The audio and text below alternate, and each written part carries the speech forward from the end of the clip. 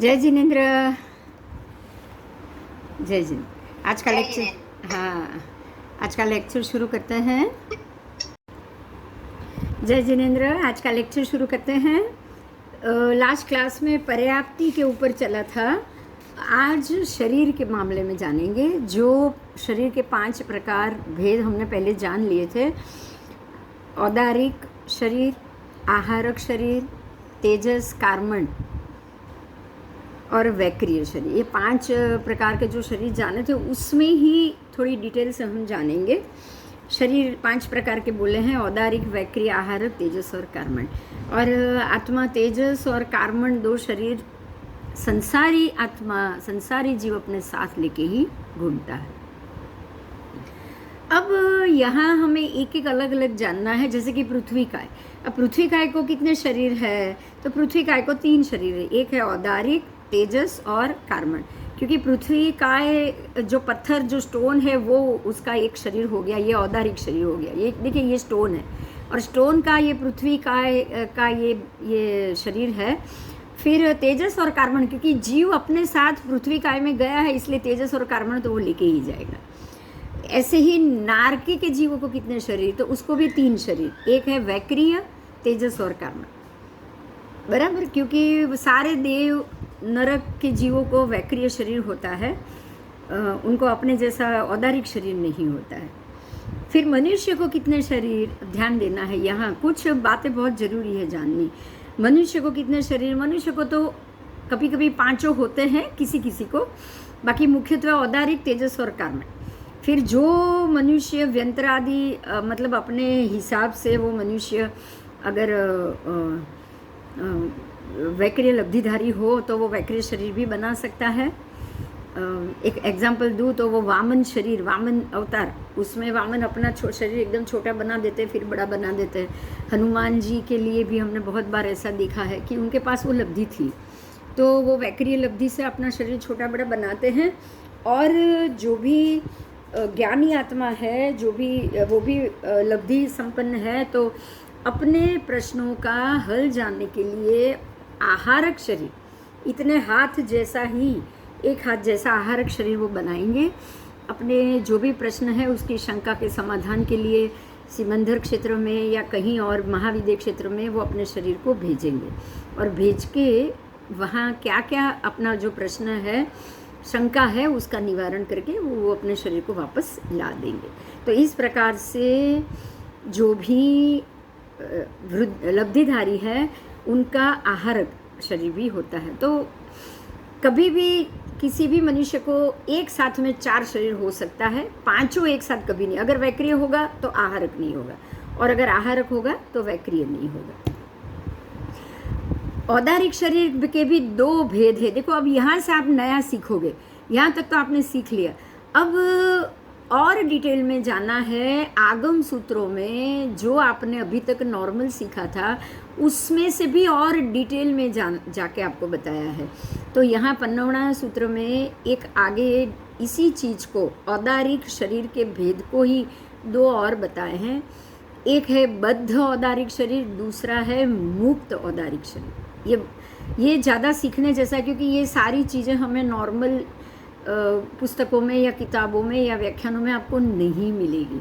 ये बात को खास समझो, ये आगम पाठ है। बद्ध और मुक्त, ऐसे 2 भेद है। उसमें जो बद्ध शरीर है वो असंख्याता है, अनंती, वो असंख्याति उत्सर्पिणी अवसर्पिणी के समय के द्वारा उसका अपहृत होता है, अपहरण होता है, ऐसा कहेंगे। और काल से ये संख्याति, अनंती, उत्सर्पिणी अवसर्पिणी से ये बद्ध शरीर अपने आप अपहृत होता है। क्षेत्र से असंख्याता लोक प्रमाण है।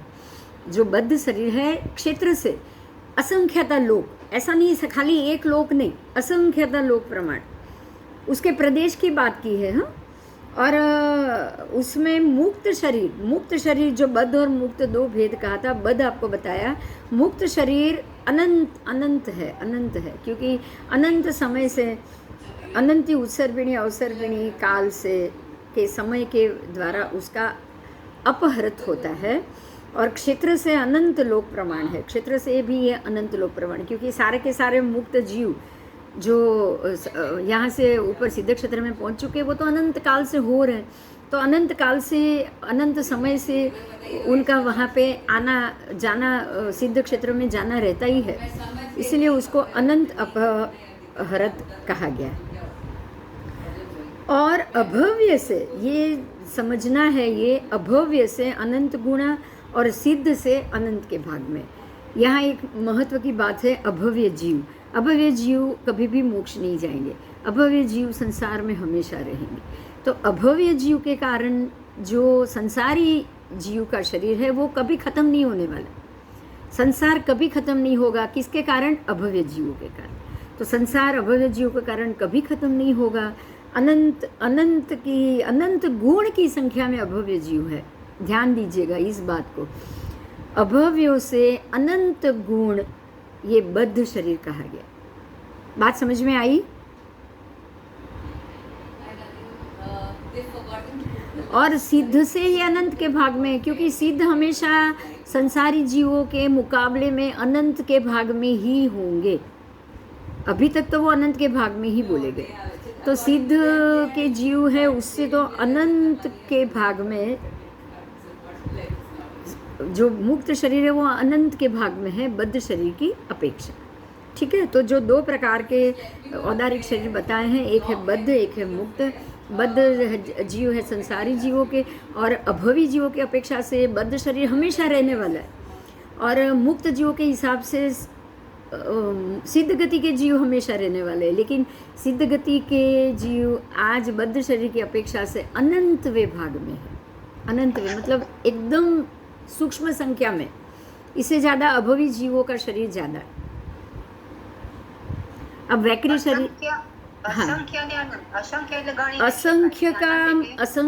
असंख्य का मतलब आप गिन नहीं सकते हैं, लेकिन अनंत से 100वां भाग हो गया। आप असंख्य को 100 गुना करो तब अनंत होगा। अच्छा, असंख्य को असंख्य से मल्टीपल करो तब अनंत होगा। हाँ, अनंत मतलब असंख्य भी नहीं, उससे भी कई गुना ज्यादा।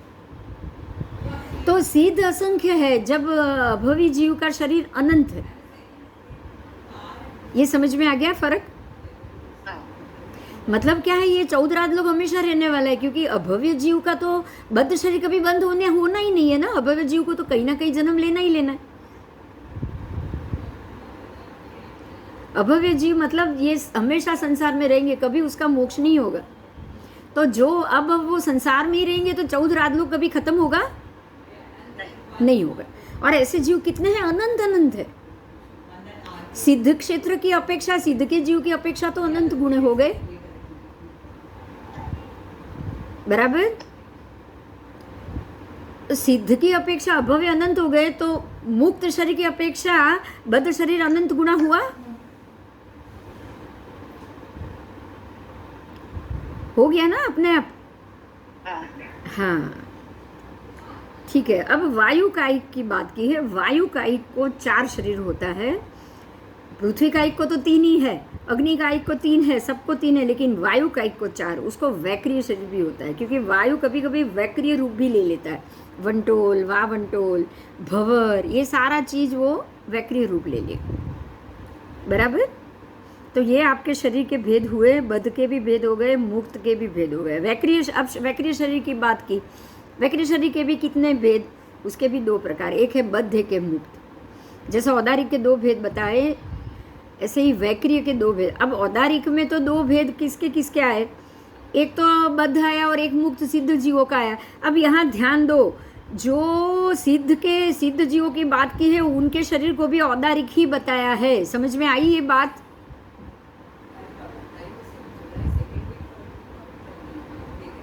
ये बहुत महत्व की बात है। जो 2 गुण कहा है औदारिक शरीर के, एक है बद्ध, एक है मुक्त। तो सिद्ध भगवंत भी अपने अंतिम समय में जो भी शरीर लेकर सिद्ध हुए हैं वो शरीर औदारिक ही होता है। ये बात सही है, बराबर। अब औदारिक शरीर के ही आंतरे भर गए, छोटा हो गया, लेकिन है तो औदारिक ना। वो अरूपी है, आत्रे भर चुके हैं, हमारी तरह पुद्गल जो रूपी पुद्गल है वो नहीं है, वो अरूपी पुद्गल है, बराबर। बराबर। बस, लेकिन है तो औदारिक ना। हाँ।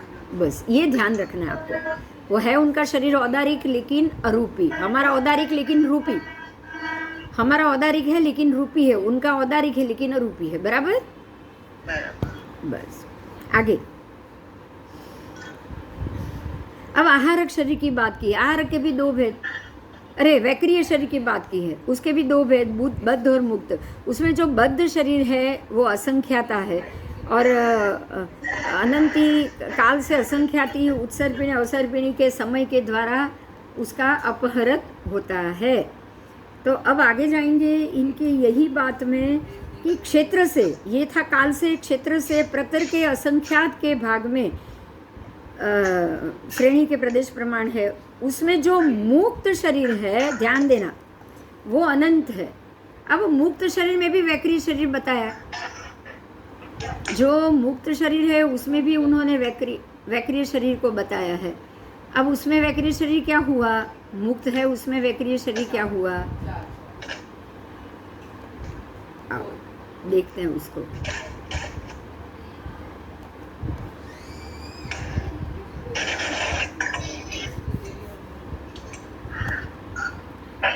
મારો વિડિયો બંધ થઈ ગયો ને, મને લાગે।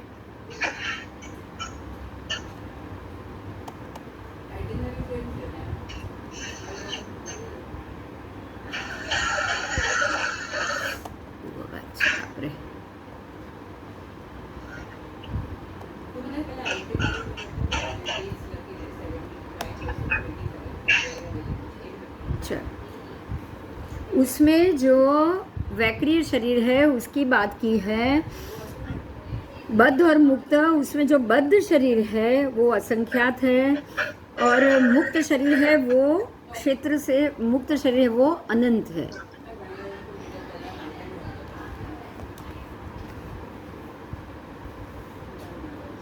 आहारक शरीर की बात की है,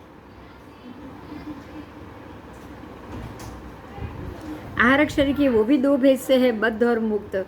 उसमें जो बद्ध शरीर है वो शायद होते हैं या कदाचित नहीं होते हैं, और जो होते हैं वो जगन्य से एक या दो होते हैं, उत्कृष्ट से 1000 पृथकत्व होते हैं। उसमें जो मुक्त शरीर है वो अनंत है।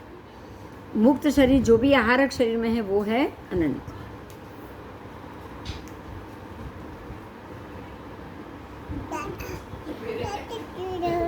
तेजस शरीर की बात की है, उसके भी दो भेद है, बद्ध और मुक्त। जो बद्ध शरीर है वो भी अनंत है, और जो मुक्त शरीर है उसमें खास कहा कि द्रव्य से सर्व जीवों से वो अनंत गुना होते हैं, और सर्व जीव के वर्ग के अनंत के भाग प्रमाण में होते हैं। ऐसे ही कार्बन शरीर भी कहा है। हमको ये पांचों शरीर के दो दो भेद बताए हैं, एक है बद्ध एक है मुक्त। नैरेयिकों के औदारिक शरीर, कितने औदारिक शरीर, उसके भी दो औदारिक शरीर, बद्ध और मुक्त। उसमें नैरेयिकों को बद्ध शरीर नहीं होता है, मुक्त औदारिक शरीर होते हैं, और वो है अनंत। तो नैरेयिकों को मुक्त औदारिक शरीर बोला है, बद्ध औदारिक शरीर नहीं बोला है। आओ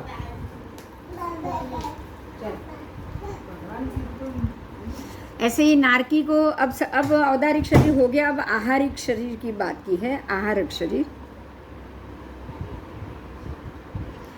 आहारक शरीर के मामले में देखेंगे तो आहारक शरीर के भी दो भेद हैं, बद्ध और मुक्त। ऐसे ही तेजस और कार्बन शरीर की बात की है, उसके भी दो दो भेद है, बद्ध और मुक्त। और आगे जाएंगे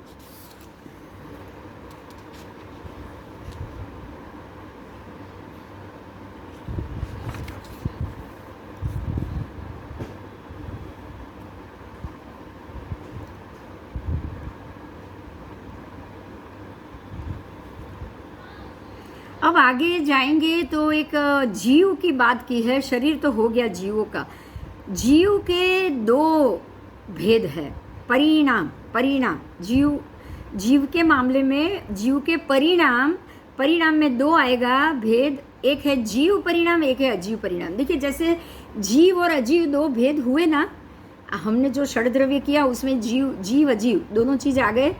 तो जीव और अजीव के भी अपने परिणाम होते हैं। क्या होते हैं? परिणाम। तो जीव परिणाम और अजीव परिणाम, ये खास परिणाम के दो भेद है। परिणाम उसको हम आगे जैसे समझेंगे आपको परिणाम का मतलब समझ में आ जाएगा। परिणाम के दो भेद है, जीव परिणाम, अजीव परिणाम। अब जीव परिणाम के कितने भेद हुए? तो उसके 10 परिणाम है।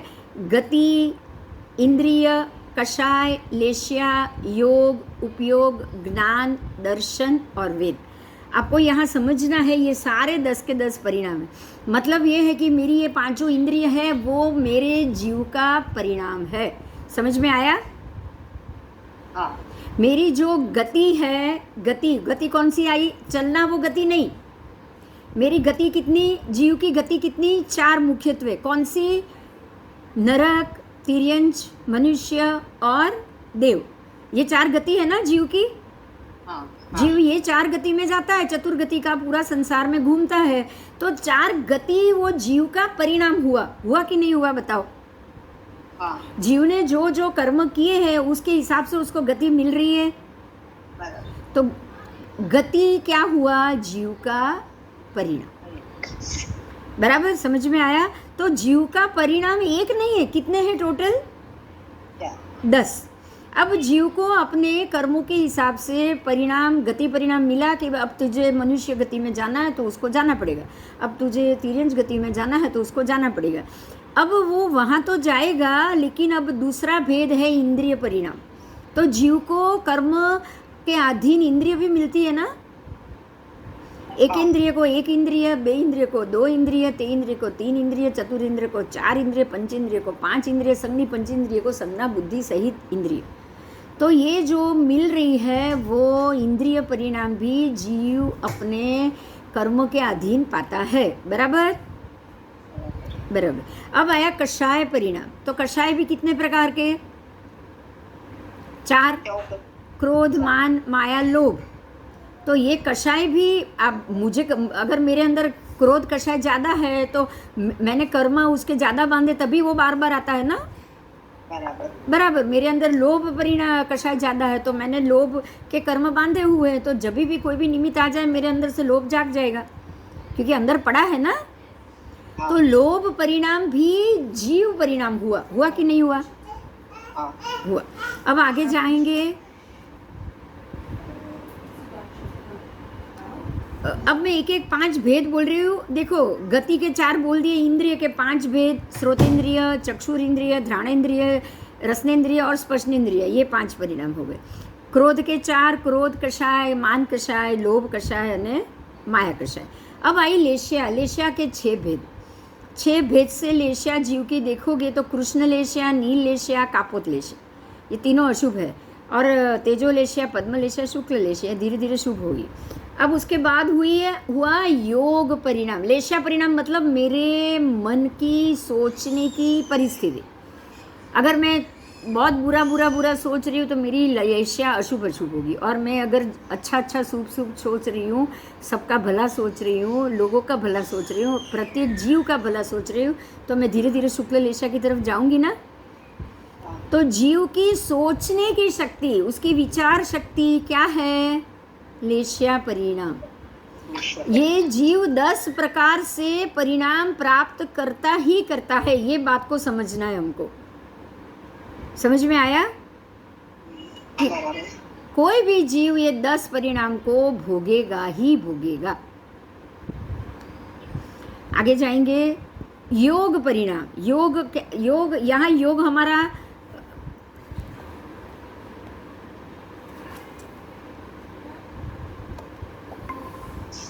हमारे लिए योग कोई योग साधना नहीं है। जीव के योग परिणाम है मनोयोग, वचन योग, काय योग। मन सहित यह व्यक्ति है तो मनोयोग आएगा। अगर मन नहीं है तो उसको क्या आएगा? वचन योग और काय योग। तो एकेंद्रिय से लेके पंचेंद्रिय तक वचन काय आएगा, लेकिन संज्ञी पंचेंद्रिय को मनोयोग भी आएगा। तो जब जो जीव को जो मिला है कर्म अनुसार, उस हिसाब से वो तीनों योग उसको बारी बारी मिलेंगे। बराबर।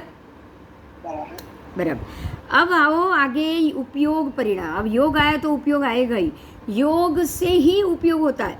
मतलब योग मनोयोग, वचन योग, काय योग से जो जो हम सोच रहे हैं, जो काम कर रहे हैं, वो सारा उपयोग बनता जाएगा। मतलब उपयोग परिणाम के दो भेद, एक है साकार उपयोग, एक है अनाकार उपयोग। समझ में आया? एक है साकार उपयोग, मतलब आप उससे कोई ना कोई कारोबार करो, कोई ना कोई क्रिया करो, तो वो साकार उपयोग में जाएगी, क्योंकि वो आपको उसका रिजल्ट दिख रहा है। और अनाकार उपयोग का मतलब आप एकदम ध्यानस्थ अवस्था में हो, आप कोई भी इंद्रिय का उपयोग नहीं कर रहे। समझ में आया? साकार उपयोग में कर्म बांधना, कर्म सहित इंद्रियों का उपयोग आएगा, अनाकार में नहीं आएगा। अब ज्ञान परिणाम, ज्ञान परिणाम से क्या होगा? तो 5 प्रकार से ज्ञान आगे भी आ चुका है, फिर से बोल रही हूँ। अभिनिबोधिक ज्ञान मतलब ये मति ज्ञान का ही भेद है। फिर श्रुत ज्ञान, सुनकर जो सुना है वो। फिर अवधि ज्ञान, फिर मनपर्यव ज्ञान और केवल ज्ञान। ये 5 प्रकार से ज्ञान के परिणाम हुए। अब ज्ञान आया तो अज्ञान भी आएगा, अज्ञान का भी परिणाम आएगा। अज्ञान का क्या परिणाम आएगा? तो मति अज्ञान, श्रुत अज्ञान और विभंग ज्ञान। ये 3 अज्ञान हो गए। ठीक है। अब आओ दर्शन परिणाम। अब उसके बाद आया दर्शन परिणाम। दर्शन परिणाम तो बहुत, ज्ञान और दर्शन परिणाम तो बहुत महत्व है। अगर वो ही क्लियर होगा, शुद्ध होगा, तो ही हमें केवल ज्ञान और केवल दर्शन मिल सकता है। तो ज्ञान दर्शन परिणाम भी 3 भेद से हैं। एक है सम्यक दर्शन, दूसरा है मिथ्या दर्शन और तीसरा है सम्यक मिथ्या, दोनों मिश्र दर्शन। ठीक है। जीव हमेशा इसी 3 कैटेगरी में जाएगा। एक है समकीति, एक है मिथ्यात्वी और एक है मिश्र। ओके।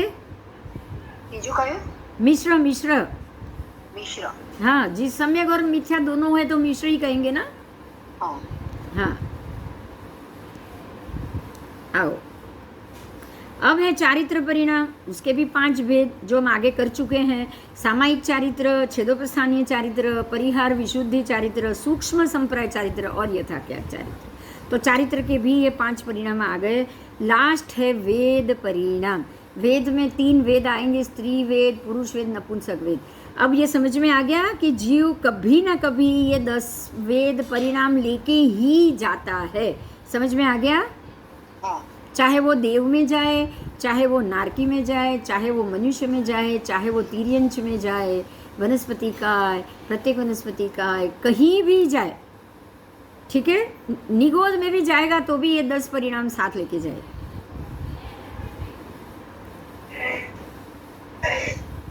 आओ, तो ये 10 परिणाम को ही हमें समझना था, तो ये बहुत ज़रूरी है। क्लियर हो गई ना बात? तो क्लियर हो गई ना?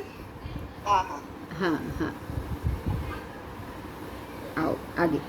अब अजीव के परिणाम बताएं। अजीव के परिणाम देखेंगे हम। एक बार ये 10 परिणाम में जो एकेंद्रिय है वहाँ से किसको कितने परिणाम है वो भी मैं बोल दूँ। हाँ हाँ, वो भी काम के हैं, मैं बोल रही हूँ, सुनो। जैसे कि नारकी के जीवों को, नारकी के जीवों को गति परिणाम में नरक गति, इंद्रिय परिणाम से 5 इंद्रिय है। नारकी के जीवों को नरक गति है और इंद्रिय में 5 इंद्रिय है। कषाय में 3 आएगी, कृष्ण, नील और कापुर। नरक में इससे ऊपर कोई लेशिया नहीं होती। समझ में आया? 3 अशुभ लेशिया ही होगी।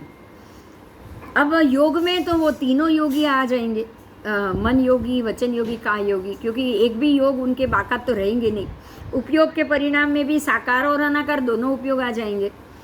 अब आगे जाएंगे ज्ञान के परिणाम में अभिनिबोधिक, श्रुत ज्ञान, अवधि ज्ञान, ये 3 ही आएगा। या अभिनिबोधिक ज्ञान, मति ज्ञान और श्रुत ज्ञान आता है। नरक के जीवों को ये बहुत महत्व का मुद्दा इसलिए मैंने लिया है। उनको अभिनिबोधिक मतलब मति ज्ञान होता है कि भाई मैंने पहले ये काम किया, क्योंकि वो पहले का तो देख ही सकते हैं ना, पहले का तो उनको याद आता ही आता है। तो वो पहले की, वो अगर कहीं गए हो, अगर भगवान की पूजा वूजा की हो या कोई समोसरण में गए हो, ये सब उनको याद आता है। तो मति ज्ञान भी उनको है अभिनिबोधिक। फिर श्रुत ज्ञान भी है। अवधि ज्ञान तो उनको है ही, कुछ क्षेत्र तक तो वो देख ही सकते हैं। तो वो भाव से उनको ये अवधि ज्ञान तो होता ही है, वो केवल ज्ञान वाला भाव अवधि ज्ञान नहीं होता है, लेकिन शरीर से जो शक्ति से जो अवधि ज्ञान है वो तो उनको होता ही है। जन्मजात अवधि ज्ञान है उसको ऐसा बोलोगे। और अज्ञान परिणाम में से मति अज्ञानी, श्रुत अज्ञानी और विभंग ज्ञानी, तीनों के तीनों अज्ञान उनको होते ही है। तो आपको ये समझना है कि नरक में इतनी सारी चीज़ आ गई। अब आया है दर्शन परिणाम से, वो सम्यक दृष्टि भी होंगे, मिश्र दृष्टि भी होंगे और मिथ्यात्व भी होंगे, तीनों होंगे। चारित्र परिणाम से देशवीति और सर्ववीति नहीं है, लेकिन वो सब अचारित्री है, वो चाह के भी चारित्र का पालन नहीं कर सकते, क्योंकि ये जो 5 प्रकार के चारित्र है ना, वो तो देशवीति और सर्ववीति में ही आता है। तो 5 प्रकार का चारित्र सिर्फ मनुष्य गति को ही मिलेगा, बाकी नरकी में एक भी चारित्र नहीं मिलेगा। आगे जाएंगे, इसलिए उनको अचारित्रिका है। और वेद में ना पुरुष वेद है ना स्त्री वेद है, नरकी के सभी जीवों को नपुंसक वेदी कहा गया। ठीक है, महत्व की बात है, कोई नारकी में कोई पुरुष कोई स्त्री होता ही नहीं, वो सब नपुंसक होते। अब आगे असुर कुमार की बात की है, तो असुर कुमार को भी देवगति में है, असुर कुमार है देवगति में, लेकिन कृष्ण, नील, कापोत और तेजो 4 लेशिया होती है। कितनी? 4 लेशिया, तेजो लेशिया उनको मिलती है। और वेद परिणाम से स्त्री अथवा पुरुष वेदी, यहाँ नपुंसक वेद नहीं है।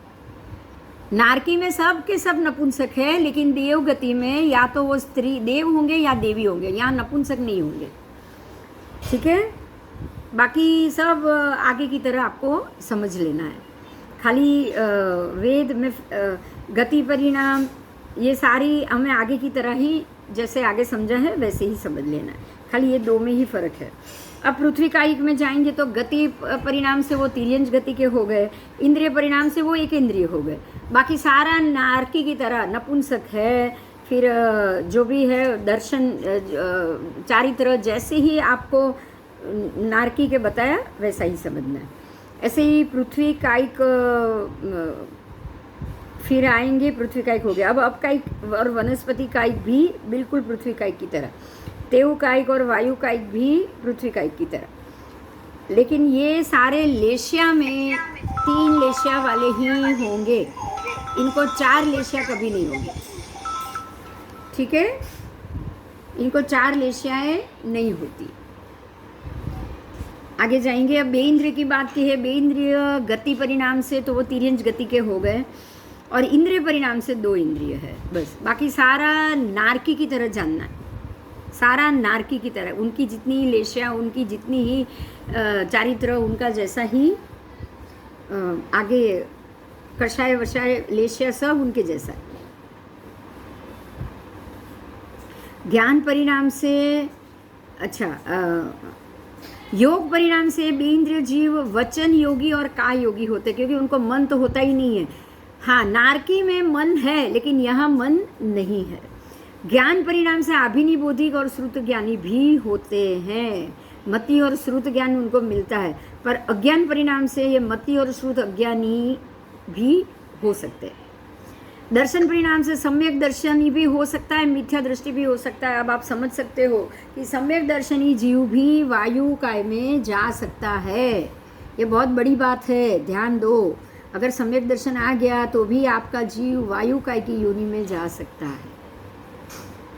बोलो, ये छोटी बात है? नहीं, ये बहुत बड़ी बात, बहुत बड़ी बात।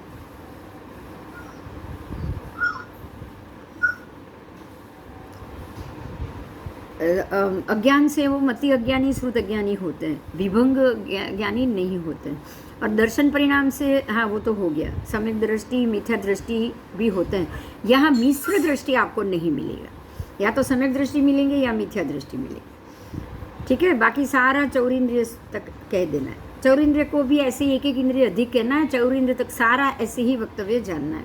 अब पंचेंद्रिय तिर्यंच गति परिणाम से तिर्यंच गति होते हैं, पंचेंद्रिय तिर्यंच गति से तिर्यंच गति वाले होंगे, बाकी सारा नारकी जैसे होंगे। लेशिया परिणाम से तो वो 6 लेशिया जैसे होंगे, शुक्ल लेशिया, कृष्ण नील कापोत तेजो पद्म और शुक्ल लेशिया तक तिर्यंच होते हैं। आप समझो पंचेंद्रिय तिर्यंच शुक्ल लेशिया तक पहुंच जाते हैं। जैसे चंड कौशिक अंतिम समय में शुभ लेशिया में पहुंच गया था और उसने जाति स्मरण ज्ञान लेकर अपने अगला भव देव गति का उसने बांध लिया, वो शुद्ध लेशिया वाला हो गया था। तो शुक्ल लेशिया जो छठी लेशिया है वो भी पंचेंद्रियों को हो जाती लेशिया परिणाम से। तिर्यंच की बात हो रही है। हाँ, ये तिर्यंच में शुक्ल लेशिया क्या ना छोटी बात है, बताओ नहीं। और चारित्र परिणाम से अचारित्री अथवा चारित्र अचारित्री होते हैं। चारित्र के परिणाम से अचारित्री तो है ही, लेकिन चारित्र अचारित्री मतलब वो चरित्री भी है लेकिन चरित्री नहीं है। मतलब क्या हुआ, वो तिर्यंच गति में इसलिए चारित्र ले नहीं सकते। तिर्यंच गति में होने से चारित्र नहीं ले, लेकिन भाव चारित्री है। भाव चारित्री है, वो 24 भी करेंगे। अगर बिल्ली जैसी होगी तो कुछ नहीं खाएगी, नॉनवेज भी नहीं खाएगी, आलू प्याज भी नहीं खाएगी। इवन बिल्ली भी हुई तो नहीं तो हम तो जानते हैं ना कि बिल्ली की सत्ता में चूहा होता ही है। होता है कि नहीं होता है? चूहे को देख के ही बिल्ली भड़क जाती है, उसको मारने के लिए दौड़ती है। लेकिन अगर ये चारित्र्य चारित्री हुआ, भाव चारित्री बिल्ली हुई, तो वो कुछ नहीं करेगी, किसी को नहीं मारेगी। तो तिर्यंच में शुक्ल लेशिया भी है, छठी लेशिया। तिर्यंच में चारित्र भी, चारित्र चारित्री भाव चारित्र भी होता है। वेद परिणाम से ये स्त्री वेदी, पुरुष वेदी अथवा नपुंसक वेदी तीनों वेद के तिर्यंच में मिलेंगे। समझ में आ गया? ये बहुत बड़ी बात है, ध्यान देने वाली बात। अब मनुष्य की बात की। अब तिर्यंच में आपको सबके सब ये लेशिया वाले मिले तो मनुष्य में तो मिलने ही मिलने। चारित्र आचारित्री भाव चारित्री मनुष्य में तो चारित्र वाले भी मिलेंगे। तो मनुष्य गति परिणाम से मनुष्य गतिक है, और इंद्रिय परिणाम से पंचेंद्रिय और अनिंद्रिय भी होते हैं। पंचेंद्रिय तो होते ही हैं हमारे जैसे सारे मनुष्य, लेकिन जो ध्यानस्थ अवस्था में है, जो संयोगी केवली है, जो केवल ज्ञान की अवस्था में, जो शैलेशीकरण की अवस्था में है, वो सारे अनिंद्रिय वाले होते हैं। केवली भगवंत है, वो सारे अनिंद्रिय का है। अनिंद्रिय मतलब इंद्रिय का उपयोग नहीं करने वाला, तो उनको अनिंद्रिय कहा जाता है। तो वो सारे परिणाम से अनिंद्रिय होते हैं। तो अब यहाँ आपको समझ में आ गया कि मनुष्य गति में ये सब मिलेंगे। परिणाम से पंचेंद्रिय, इंद्रिय परिणाम से, और अनिंद्रिय भी, क्योंकि एक भी इंद्रिय का उपयोग नहीं कर रहे। और कषाय परिणाम से क्रोध कषाई से लेके चारों कषाय वाले भी, और अकषाई भी, क्योंकि अकषाई भी है ना, अलेशी भी है, लेशिया ही नहीं। जो भी सहयोगी केवली है वो सारे अलेशी, उनको एक भी लेशिया नहीं। जो भी सहयोगी केवली है वो सारे अकषाई है। परिणाम से कृष्ण लेशिया से लेके अलेशिया तक, जो अलेशी में बोली वो एक लेशिया कृष्ण से लेके कृष्ण नील कापो तेजो शुक्ल पद्म, तेजो पद्म शुक्ल 6 के 6 लेशिया वाले, और ऊपर से बिल्कुल लेशिया बिना के भी होते हैं, अलेशी उसको बोला जाता है। योग परिणाम समझना पड़ेगा। अकषाई मतलब जो तीर्थंकर परमात्मा बन चुके हैं वो तो मनुष्य ही है ना। संगनी पंचेंद्रिय मनुष्य में है अभी तक परमात्मा। हाँ, परमात्मा महावीर स्वामी ने 30 साल की उम्र में केवल ज्ञान हो गया।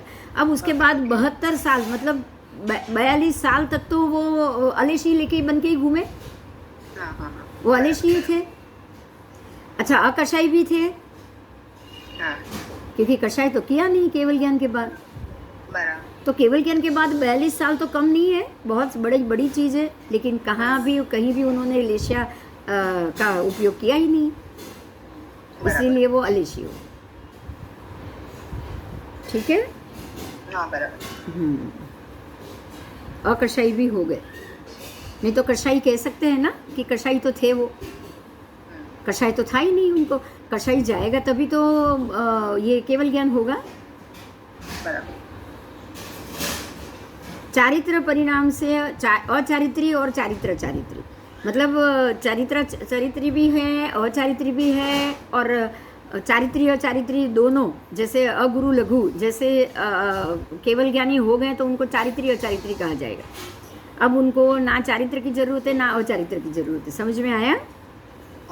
हाँ, ऐसे ही वेद के परिणाम से स्त्री वेद में भी है, पुरुष वेद में भी है और नपुंसक वेद में भी। ठीक है, तो ये पंचेंद्रिय मनुष्य की बात की। उसमें ज्ञान से अब जो संसारी हैं उनको तो पांचों ज्ञान होता है, अभिनिबोधिक ज्ञानी से लेके केवल ज्ञानी तक। जो अभिनिबोधिक ज्ञानी है, मति ज्ञान, श्रुत ज्ञान, अवधि ज्ञान, केवल ज्ञान, मन प्रयोग ज्ञान, और बिल्कुल जो केवल ज्ञानी है वो तो अज्ञान परिणाम से तीनों के तीनों अज्ञानी भी होंगे, दर्शन परिणाम से तीनों के तीनों दर्शन वाले भी होंगे, चारित्र परिणाम से सर्ववीरती देशवीरती वाले भी मिलेंगे, वेद परिणाम से स्त्री वेदी, पुरुष वेदी, नपुंसक वेदी भी मिलेंगे और अवेदी भी मिलेंगे। मतलब मनुष्यों में, संगनी पंचेंद्रिय मनुष्य में आपको सब कुछ मिलेगा। परमात्मा तीर्थंकर परमात्मा अवेदी हो चुके। व्यंतर गति परिणाम से देव गति, अब व्यंतर गति की बात की है, अब व्यंतर गति की बात की है तो परिणाम से वो देव गति वाले हुए तो वो असुर कुमार जैसे बनेंगे। ज्योतिष भी बिल्कुल असुर कुमार जैसे, बर लेशिया उनकी तेजोलेशिया होगी। ठीक है, वैमानिक भी तेजोलेशिया वाले होंगे। और वैमानिक में तो ऊपर ऊपर के वैमानिक 12 देवलोक के ऊपर के 12 देवलोक और उसके ऊपर ऊपर के तो बिल्कुल तेजो पद्म शुक्ल लेशिया वाले ही होते हैं। वो नीचे के अशुभ लेशिया वाले आपको वैमानिक देव मिलेंगे भी नहीं। वैमानिकों में लेशिया परिणाम में या तेजो मिलेगी, पद्म मिलेगी और शुक्ल मिलेगी। कृष्ण नील कापोत वैमानिक देवलोक में नहीं मिलेगी। ठीक है, ये बहुत अच्छी बात है। पहले देवलोक से लेके अंतिम ऊपर के सर्व जो पांचों देवलोक की बात करें, यहाँ कोई आपको अशुभ लेशिया वाले नहीं मिले। अजीव परिणाम की बात की, जीव परिणाम समझ में आ गया, 10 भेद। अब अजीव परिणाम की बात है, उसके भी 10 भेद। जैसे ही जीव परिणाम के 10 भेद थे, अजीव के भी 10 भेद, लेकिन इनके भेद अलग अलग। कैसे अलग है? तो बंधन परिणाम। सबसे पहले अजीव एक बंधन है, जैसे कि ये लकड़े का टेबल तो वो एक बंधन है। अब वहाँ से अजीव के अंदर से वो जो लकड़े का टेबल है उसका जीव निकल जाएगा। वृक्ष में से, लकड़े में से जीव निकल जाएगा, लेकिन क्या लकड़े में से जीव निकलता है? लकड़े को अगर जला दोगे तो भी अग्नि, पृथ्वी, वायु, जल, आकाश में चला जाएगा।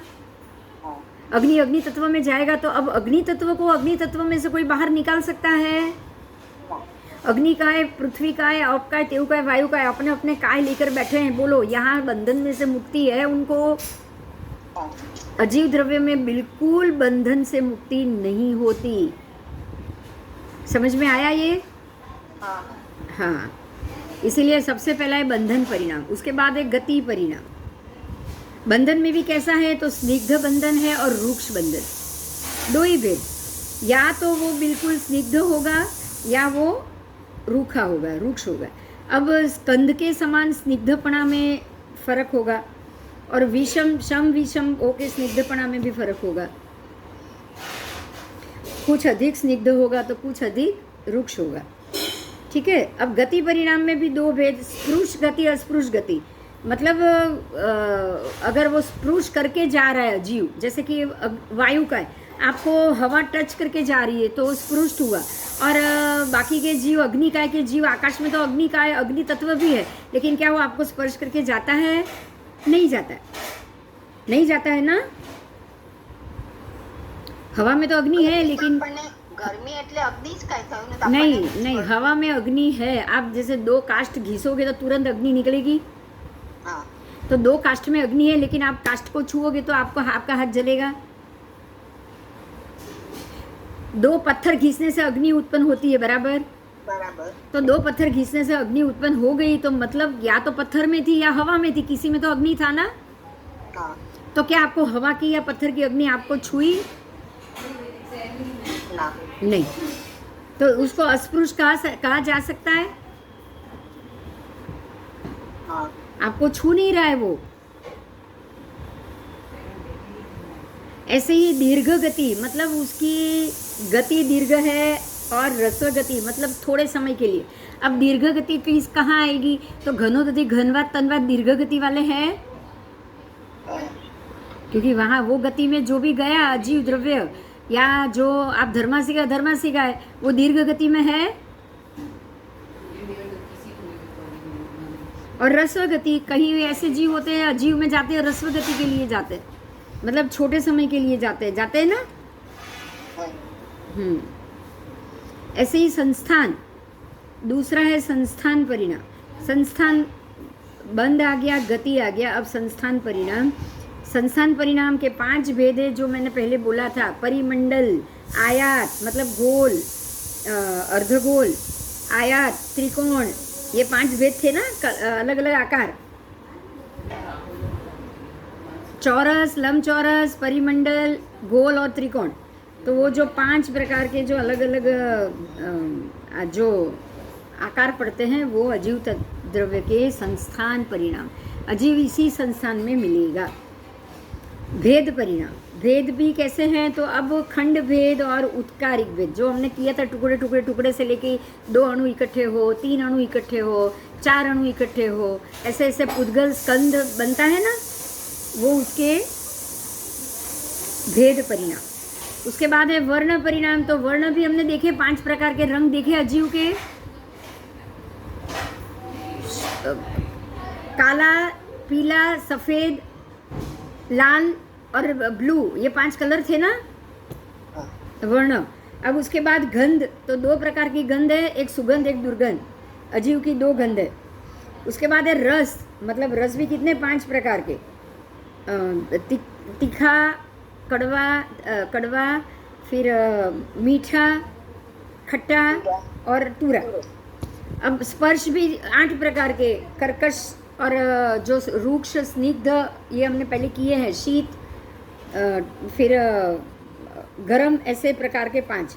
अब अगुरु लघु मतलब ना बड़ा ना छोटा, वो कितने प्रकार के हैं अगुरु लघु परिणाम, वो एक ही होता है। अगुरु लघु हमेशा एक होता है, या गुरु लघु या अगुरु लघु, पर अजीव सारे के सारे अगुरु लघु है। अगुरु लघु मतलब जैसा हमारा शरीर, ना बड़ा ना छोटा। समझ में आया?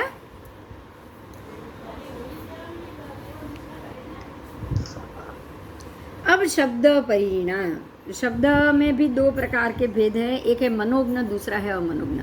मनोज्ञ मतलब जो मन को पसंद है वो, जैसे संगीत बजेगा तो हमको अच्छा लगेगा, और कोई कुत्ता भौंकेगा जो अच्छा लगेगा, कौवा का करेगा अच्छा लगेगा, बोलो नहीं, क्यों? कर्कश आवाज है, ये मनोज्ञ है, वो अमनोज्ञ है। ऐसे ही ये तो जीव के शब्द है, लेकिन शब्द तो अजीव हुआ ना, शब्द को आप तोड़ मरोड़ मार नहीं सकते,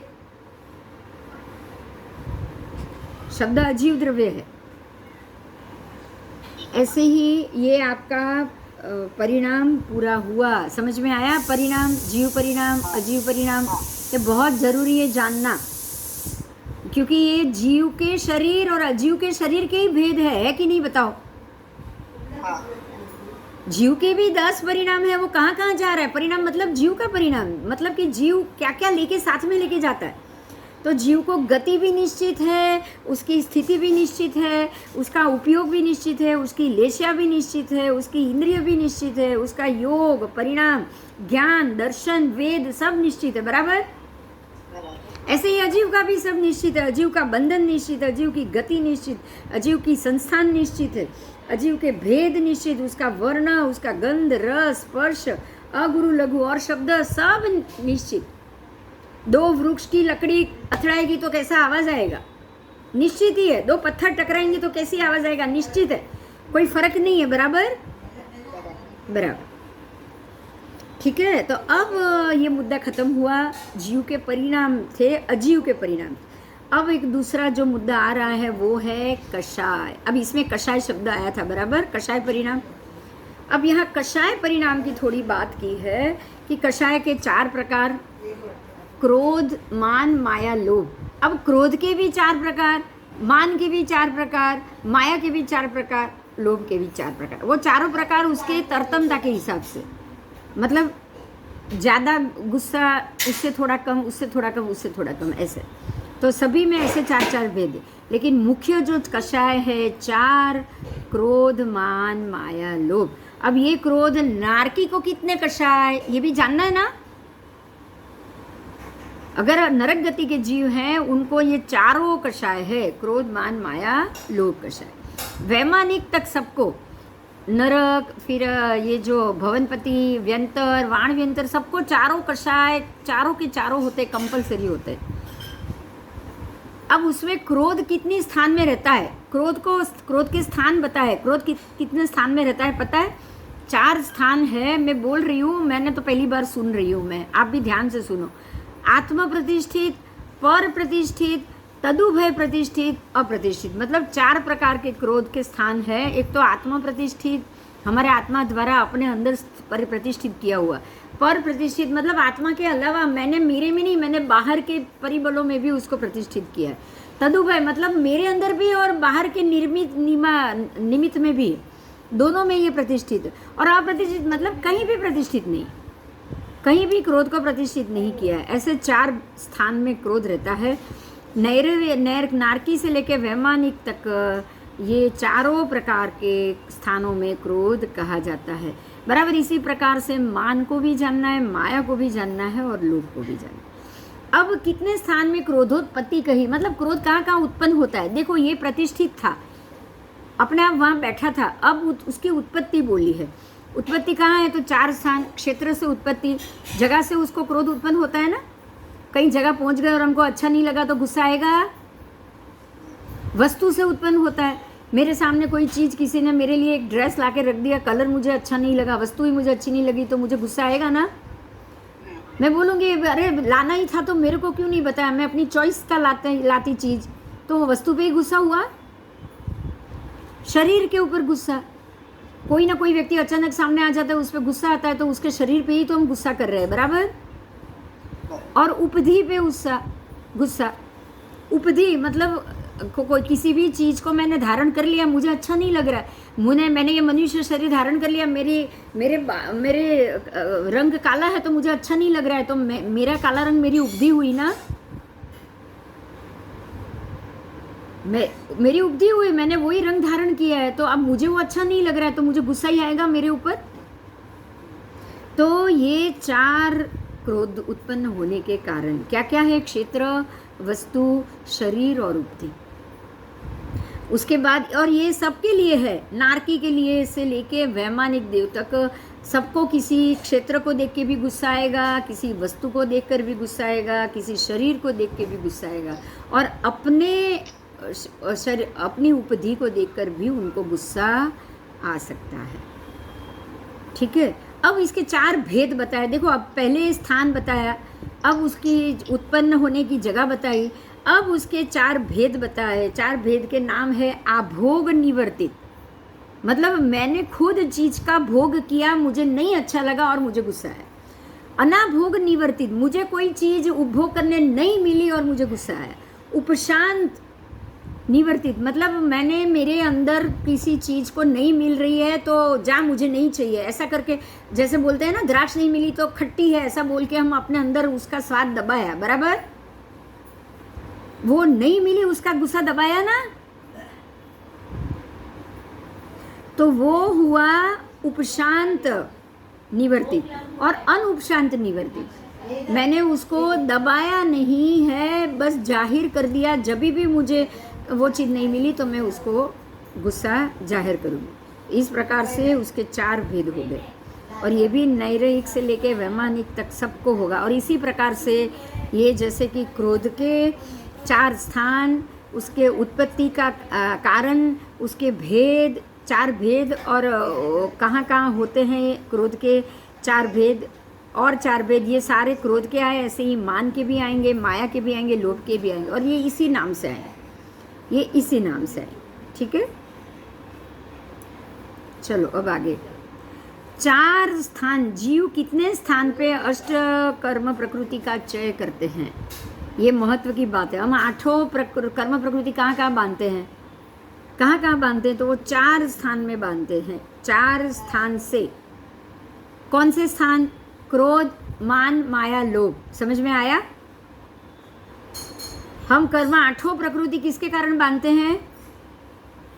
क्रोध के कारण, मान के कारण, माया के कारण, लोभ के कारण। ये 4 निकल जाए ना, कषाय निकल जाए ना, तो हम कोई कर्म प्रकृति ना बांधे।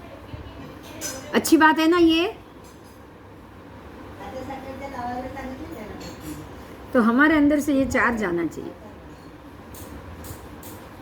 अब जीव कौन से कारण के कारण ये कर्म प्रकृतियों का पहले चय किया, अब उपचय करेंगे, मतलब उसको भोगेंगे, वापस नया बांधेंगे। चय का मतलब उसका बांधना, उपचय का मतलब उसको फिर से भोगते जाओ, नया बांधते जाओ, भोगते जाओ नया, उसको उपचय बोलते। चय उपचय, खाया ठीक है, अब खाने के बाद जो खाया है उसको पचाते जाओ, कचरा निकालते जाओ, पचाते जाओ, कचरा निकालते जाओ, नया वापस खाते जाओ, उसको पचाते जाओ। तो ये चय उपचय की क्रिया है।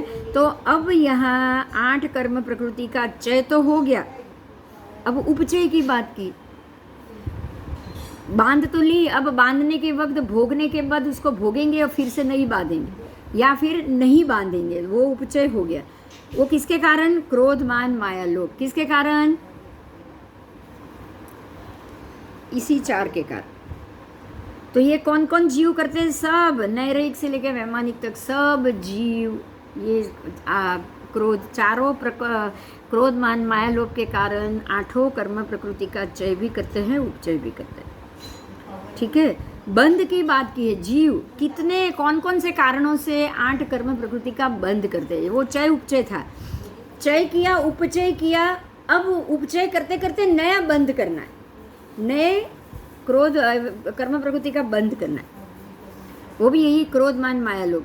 अगर क्रोध मान माया लोभ मौजूद है तो आप वो कर्म प्रकृति का उपचय करते समय नया बंद भी करोगे। और ये सारे वैमानिक से लेके अब नैरकी से लेके वैमानिक तक है। अब एक बहुत महत्व की बात है कि तीनों काल में, ध्यान दो, तीनों काल में मतलब भूतकाल, वर्तमान काल, भविष्य काल, बंध, उदीर्णा, वेदना और निर्जरा कहना है। बंध भी कहना है, कर्म बंध भी, कर्म की उदीर्णा भी कहना है, उसका वेदन भी कहना है और उसकी निर्जरा भी कहनी है। ये चारों चीज जीव से लेके वैमानिक देव के जीव तक 18 दंडक के द्वारा ये निर्जरा करते हैं। उसको आगे आगे आएगा, तब आगे पूरा पाठ सीखेंगे। ठीक है, और आत्म प्रतिष्ठित, क्षेत्र, आश्रित, अनंतानुबंधी, आभोग, चय, उपचय, बंध, उदीर्णा, वेदना, निर्जरा, इतना पद अजीव के भेद हुए। किसके भेद हुए? किसके भेद हुए? कर्म के भेद, कषाय के भेद। किसके भेद हुए?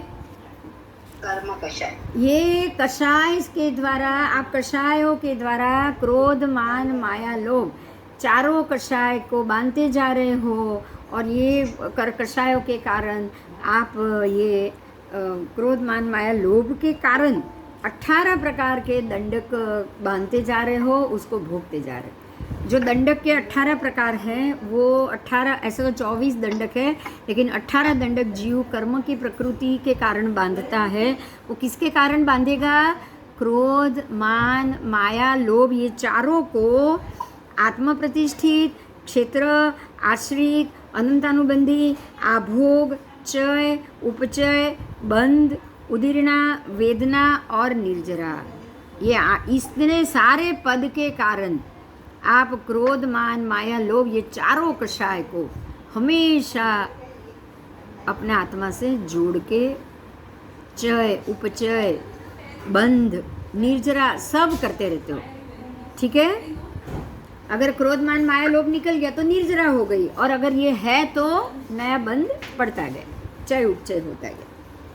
ठीक है, ये कषाय का चैप्टर था, और साथ में चय उपचय निर्जरा का भी चैप्टर था, उसको हम आगे देखेंगे। समझ में आ रहा है? जो आपने सीखा है वो ही डिटेल में जा रहे हो आप। अब इंद्रिय की बात की है, 5 इंद्रिय आप जानते हो, 5 इंद्रिय का महत्व भी जानते हो। 5 इंद्रिय है श्रोतेंद्रिय, चक्षु इंद्रिय, घ्राणेंद्रिय, रसनेंद्रिय और स्पर्शनेंद्रिय। आप यहाँ से देखो, ये 1, दूसरी, तीसरी, चौथी और 5वीं, 5 इंद्रिय को हमने बार बार पढ़ लिया है। अब ये इंद्रिय के मामले में हम आगे जानेंगे, उसका जो महत्व है क्या है उसको हम जानेंगे। आओ,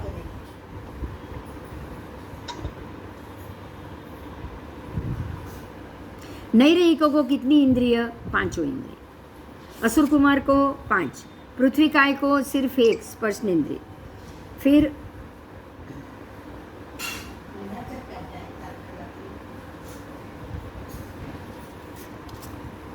बे इंद्रिय को 2 इंद्रिय, ते इंद्रिय को 3 इंद्रिय, चौरिंद्रिय को 4 इंद्रिय और पंचेंद्रिय को 5 इंद्रिय, घ्राणेंद्रिय के सहित 5 इंद्रिय हो जाए। ठीक है, ये हमने कर लिया है, ये ज़्यादा बड़ी बात नहीं है, आपको ये पता है बराबर।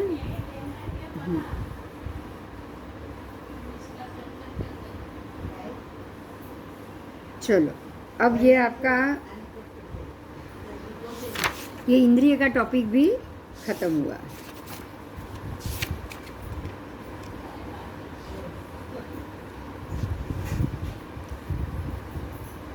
अब एक सबसे महत्व की बात है, उसको हम करेंगे, वो है प्रयोग।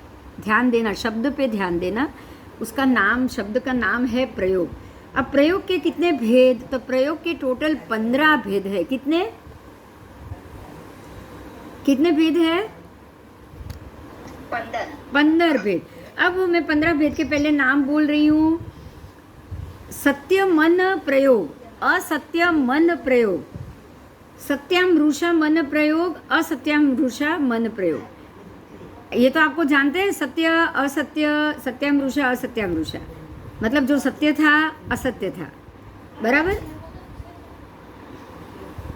ये 4 वचन प्रयोग, इस प्रकार से 4 वचन प्रयोग, औदारिक शरीर काय प्रयोग, औदारिक मिश्र शरीर काय प्रयोग, वैक्रिय शरीर काय प्रयोग, वैक्रिय मिश्र शरीर काय प्रयोग, आहारक शरीर काय प्रयोग, आहारक मिश्र शरीर काय प्रयोग और तेजस कार्मण शरीर प्रयोग। देखो ये जो 15 प्रयोग बताए हैं, ये किसके परिणाम है, किसके भेद है? जीव के भेद है, क्योंकि जीवी है ना, औदारिक और वैक्रिय मिश्र करेगा, वैक्रिय मिश्र शरीर करेगा, आहारक मिश्र शरीर करेगा, आहारक मिश्र काय मिश्र करेगा, तेजस और कार्बन शरीर को भी मिश्र करेगा। कौन करेगा? ये जीव करेगा, ये जीव करेगा। सत्य मन प्रयोग, असत्य मन प्रयोग, सत्याम रूषा असत्याम रूषा, ये भी जीव ही करेगा ना। तो जीव इस प्रकार से 15 भेद से प्रयोग करता है। प्रयोग मतलब मिश्रित करना। मैं कोई ना कोई प्रयोगशाला में प्रयोग बनाती हूँ कि नहीं? रोटी बनाने के 15 तरीके, बराबर। आप किचन में रोटी बनाओगे, कभी नान बनाओगे, कभी फुलका बनाओगे, कभी पराठा बनाओगे, ये रोटी के ही प्रकार हुए 15, हाँ या ना? बिल्कुल इसी तरह जीव प्रयोग करते हैं, 15 भेद से प्रयोग करते हैं। उसमें 15 भेद से अब कौन से जीव कितने भेद से करेंगे, ये बहुत महत्व की बात, उसको जानेंगे। पृथ्वी कायिक जीव खाली 3 भेद प्रयोग आएंगे। कितने आएंगे? खाली पृथ्वी कायिक जो, उसको 3 ही भेद, एक तो औदारिक शरीर काय प्रयोग, औदारिक मिश्र काय प्रयोग और कार्बन शरीर काय प्रयोग, बस। वो 3 भेद से ज़्यादा, 15 भेद में से पृथ्वी काय के पास सिर्फ 3 भेद, वो 3 ही प्रयोग कर सकता है। अब बेइंद्रिय की बात की है, औदारिक संबंधी तो ये बोल दिया। वायु कायिक को कितने हैं? 5 प्रयोग। कितने हैं? समझ में आ रही है? पहले ये मेरी बात ये बताओ, हाँ?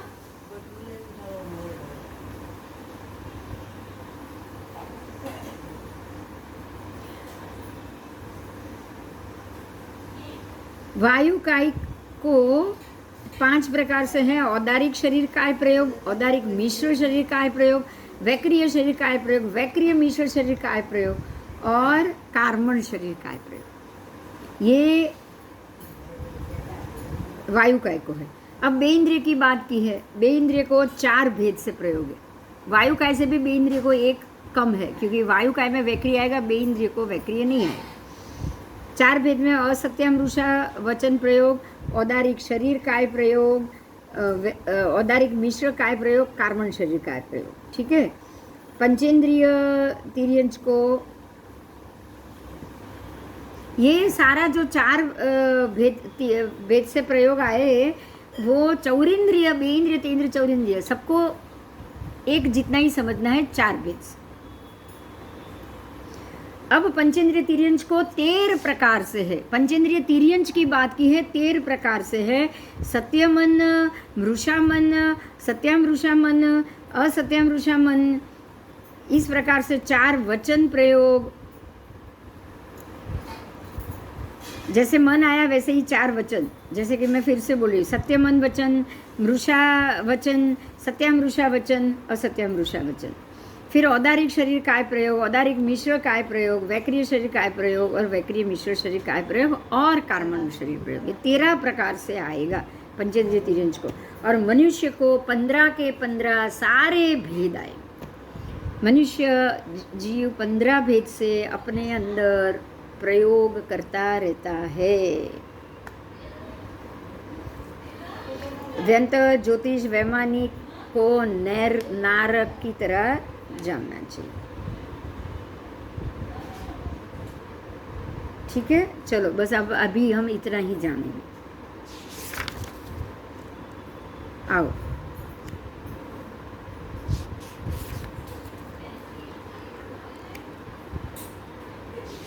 हेलो,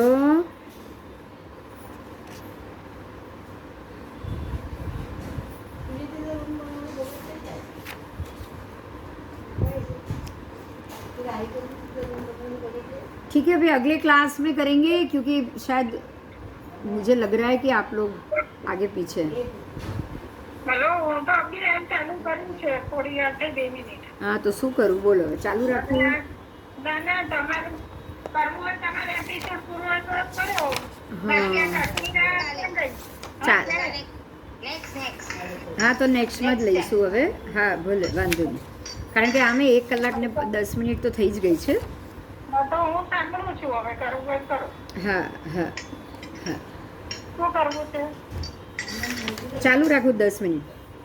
હા તો હું ચાલુ રાખું છું હવે. હા હા, બસ આ પૂરું કરી દઉં.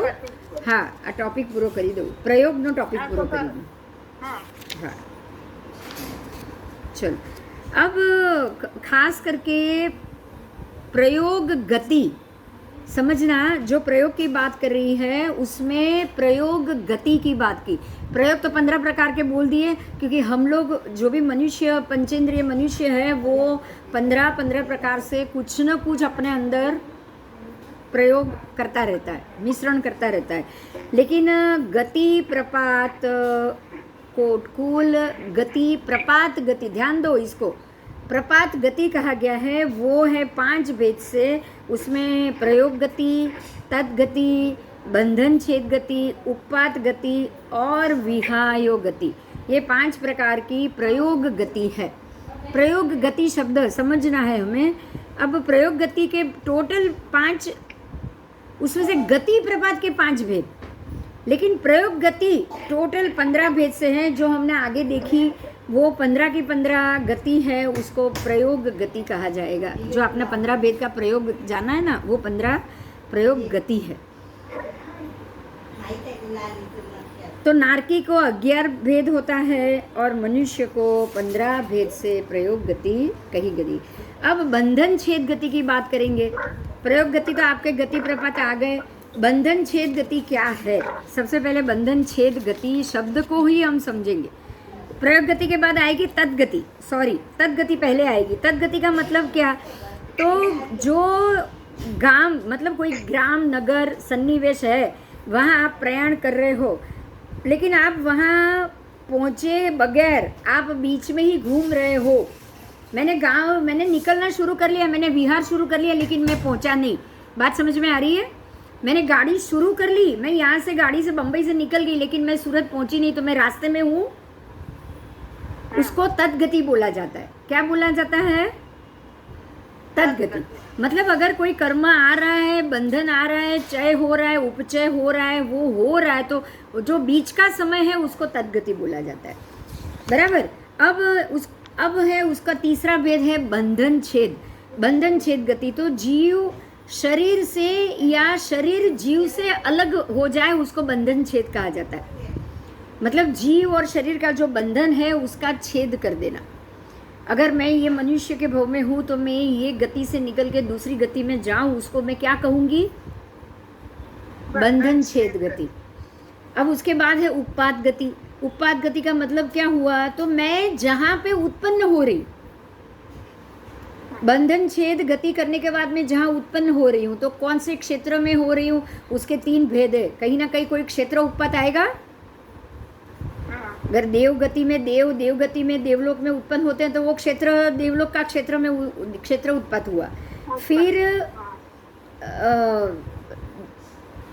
भव उत्पाद, तो देव गति में जाऊंगी तो देव भव में उत्पाद, नरक गति में जाऊंगी तो नरक भव उत्पाद, तिर्यंज गति में जाऊंगी तो तिर्यंज भव उत्पाद, और मनुष्य में आई तो मनुष्य भव उत्पाद हो गया। तो वो भव उत्पाद हुआ। और तीसरा है नो भव उत्पाद, मतलब कहीं उत्पन्न ही नहीं होना है। वो कौन, सिद्ध गति के जीव हुए। सिद्ध गति के जीव कहीं भी उत्पन्न ही नहीं होंगे। अब इसमें से तीनों गति को और समझा है, जैसे कि क्षेत्र उत्पाद गति कहाँ कहाँ, तो वो 7 प्रकार के भेद है क्षेत्र से। रत्नप्रभा नारकी से लेके 7 नरक पृथ्वी को क्षेत्र उत्पाद कहा जाएगा, क्योंकि वो क्षेत्रों में उत्पन्न होते। समझ में आया। वो रत्नप्रभा की कुंभी है, उसके अंदर उत्पन्न होते हैं। तो रत्नप्रभा की कुंभी में उत्पन्न हुए तो वो रत्नप्रभा का क्षेत्र। अब दूसरी नारकी के क्षेत्र में हुए तो वो दूसरा क्षेत्र। तो टोटल कितने क्षेत्र हुए, 7 क्षेत्र। कितने हुए, 7 क्षेत्र। अब ये हुआ 7 भेद से रत्नप्रभा से लेके 7 नारकी तक हो गए। अब तिर्यंच योनिक क्षेत्र उत्पाद, ध्यान दो, वो नरक गति के 7 क्षेत्र थे। अब तिर्यंच योनि के भी क्षेत्र हुए। कौन से क्षेत्र बताए हैं, ध्यान से सुनो। उसके 5 भेद है। क्या क्या, एकेंद्रिय से लेकर पंचेंद्रिय तक। एकेंद्रिय तिर्यंच गति, बेइंद्रिय तिर्यंच गति, तेइंद्रिय तिर्यंच गति, चौरिंद्रिय तिर्यंच गति, पंचेंद्रिय तिर्यंच गति। 5 हो गए भेद। तो नारकी के 7 भेद क्षेत्र से, तिर्यंच के 5 भेद, बराबर बराबर। और मनुष्य के कितने, 2 भेद, समूर्छी मनुष्य, गर्भज मनुष्य, बराबर। तो मनुष्य के 2 आ गए, समूर्छी मनुष्य क्षेत्र उत्पाद, गर्भज मनुष्य क्षेत्र उत्पाद, बराबर। समझ में आ रहा है ना, बहुत अच्छी बात। ये डिटेल से समझाया है कि वही क्षेत्र उत्पाद गति होती है, ये गति परिणाम है।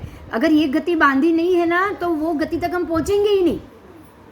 मुझे अगर एकेंद्रिय में उत्पन्न होना है तो मेरे अंदर ये गति कर्म जागृत होगा तो ही मैं वो गति में जाऊंगी। समझ में आया ये। ऐसे ही देवगति, देवगति के कितने, 4 भेद, भवनपति, व्यंतर, वाणव्यंतर, वैमानिक, और 4 है ना, एक तो भवनपति, फिर व्यंतर, फिर वाणव्यंतर और वैमानिक, ज्योतिष। 4 भेद हो गए, 4 भेद हो गए, बस। आओ अब सिद्ध क्षेत्र की बात की। सिद्ध क्षेत्र की भी उत्पाद गति है ना।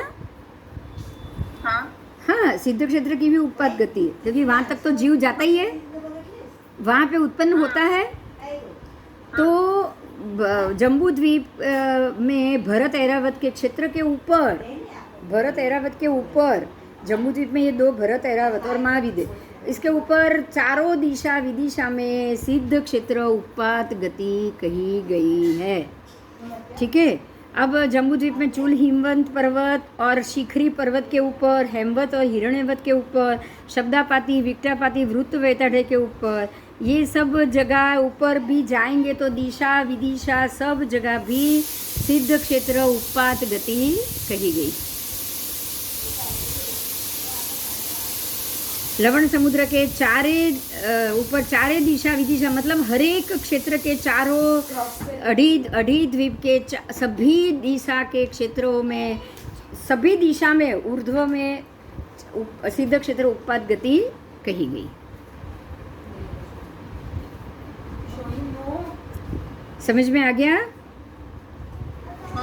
हाँ, अब सिद्ध क्षेत्र भव उत्पाद गति, भव उपगाद, ये हो गया क्षेत्र उत्पाद। अब भव उत्पाद की बात की, उसका दूसरा भेद वो है कि नारकी से लेके देव भव तक, भव आया मैंने बोला ना कि अगर भव आपने नहीं नक्की नहीं किया है तो आप कहाँ जाओगे आपको नहीं पता, ठीक है। तो भव उत्पाद गति आएगी, वो नारकी में भव, देव भव, मनुष्य भव, तिरंज भव, 4 आएगी उसमें।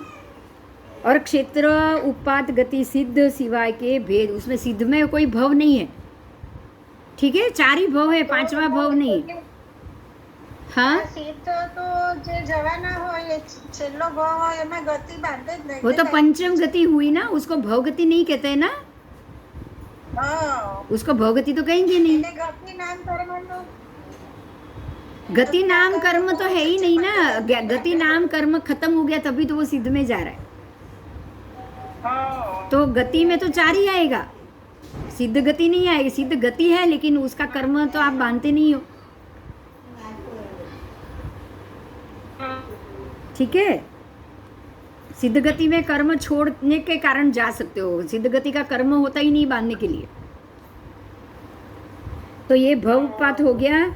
अब नो भव उत्पात मतलब अब आपको कोई भव नहीं बांधना है, वो है पुद्गल नो भव उत्पात, सिद्ध नो भव उत्पात, क्योंकि वहाँ पुद्गल नहीं बांधना है। और सिद्ध नो भव उत्पात, सिद्ध के लिए भी कोई गति नहीं बांधनी, आप बिल्कुल गति रहित हो गए इसलिए सिद्ध में जा रहे हो। बात समझ में आई? હા. बस, तो सिद्ध नो भव उत्पात गति भी नहीं है ना। હા. हाँ ठीक है, पर सिद्ध नो भव उत्पात गति कितने, सिद्ध में भी 2 प्रकार से जाते हो, इसीलिए सिद्ध के उपपात के 2 भेद बताए। कौन से 2 भेद? तीर्थ सिद्ध और अनंतर सिद्ध आया था ना, परम प्रसिद्ध और अनंतर सिद्ध 2 भेद आए थे ना पहले। परमात्मा के तीर्थ हो और आप सिद्ध में जाओ, और तीर्थ बना नहीं और आप सिद्ध में जाओ, वो 2 भेद आ गए। હા. बस ठीक है, परम प्रसिद्ध और अनंतर सिद्ध, बस ये 2 भेद आ गए। समझ में आया?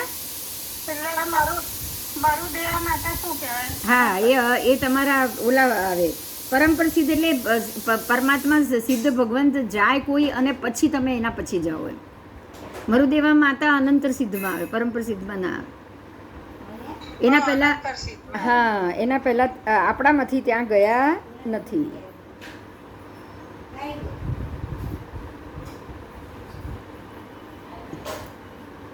आओ चलो, अब विहायो गति बताई है, अस्पृश्यत गति। अभी तो गति बहुत है, 17 भेद थी विहायो गति છે, 17 भेद थी વિહાયો ગતિ છે। તે હવે આપણે આગળના ક્લાસમાં કરીએ, બરાબર? કારણ કે એના 17 भेद છે ને, એટલા માટે। હા, હવે 17 भेद તો અત્યારના પૂરા થવાના નથી, રાઈટ? બસ, તો હવે એને આપણે આગલા ક્લાસમાં કરશું।